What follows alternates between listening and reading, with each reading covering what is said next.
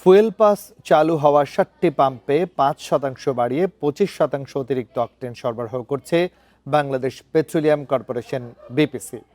মঙ্গলবার বিপিসির সিদ্ধান্ত অনুযায়ী বুধবার সকাল থেকেই অতিরিক্ত অকটেন সরবরাহ করা হচ্ছে।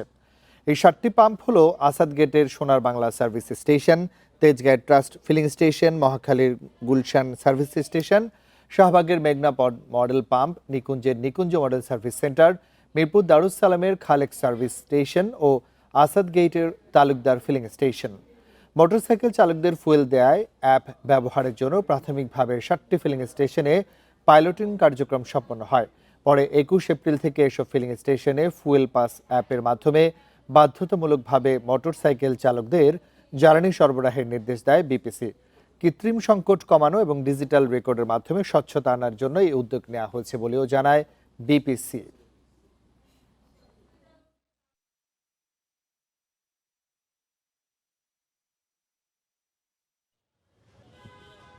জ্বালানি সংকট নিয়ে আরো জানাতে রাজধানীর তেজগাঁও থেকে যোগ দিচ্ছেন আমাদের সহকর্মী সাজ্জাদ হোসেন।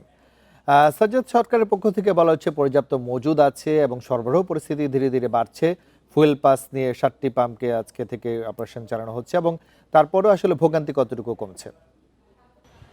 রাজীব, আমি এই মুহূর্তে আছি তেজগাঁওয়ের ট্রাস্ট ফিলিং স্টেশনে। আমরা যেমনটি শুনছিলাম, গত দিনগুলোর তুলনায় বা বিগত সপ্তাহের তুলনায় আজকে এখানে কিন্তু ভিড় অনেকটাই কম, যেহেতু এখন যে ফুল স্টেশনটি আছে এটি কিন্তু তেজগাঁও, এবং বিগত দিনগুলোতে আমরা দেখেছি যে এই তেজগাঁওয়ের এই ফুয়েল স্টেশনের যে গাড়ির সারি বা জ্বালানি তেল নিতে আসা যে ব্যক্তিগত গাড়ি এবং মোটরসাইকেল, সেই সাইডে কিন্তু জাহাঙ্গীর গেট অতিক্রম করে মহাখালী পর্যন্ত চলে গিয়েছে। আজকে কিন্তু পরিস্থিতি অনেকটাই ভিন্ন।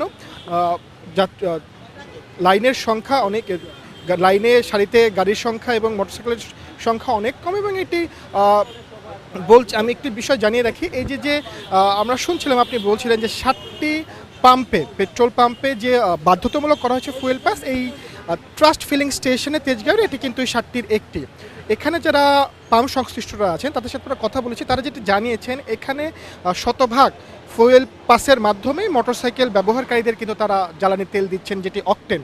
এবং বিপিসি থেকে কিন্তু একটি নির্দেশনা দেওয়া হয়েছে, যেই 7টি পাম্পে ফুয়েল পাস বাধ্যতামূলক করা হয়েছে সেই পাম্পগুলোতে অকটেন সরবরাহ কিন্তু 20% থেকে 5% বাড়িয়ে 25% করা হয়েছে, যার ফলে কিন্তু ভিড় অনেকটা নেই বললেই চলে।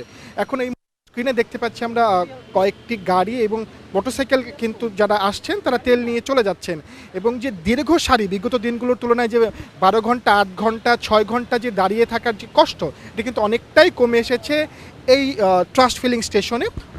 অন্যান্য স্টেশনগুলোর চিত্র ভিন্ন হলেও আমি কিন্তু এই মুহূর্তে ট্রাস্ট ফিলিং স্টেশনের চিত্রটিই তুলে ধরছি।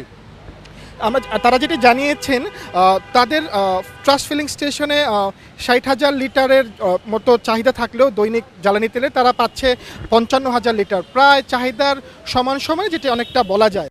এই যে চাহিদা তেল পাওয়াতে কিন্তু ভোগান্তি অনেকটা, এবং যারা আসছেন এখানে মোটরসাইকেল এবং ব্যক্তিগত গাড়ি চালক, তারা কিন্তু প্রায় অল্প সময় তেল নিয়ে। রাজধানীর তেজগাঁও থেকে জ্বালানি তেল সরবরাহ পরিস্থিতির সর্বশেষ তথ্য জানাচ্ছিলেন সহকর্মী সাজ্জাদ হোসেন।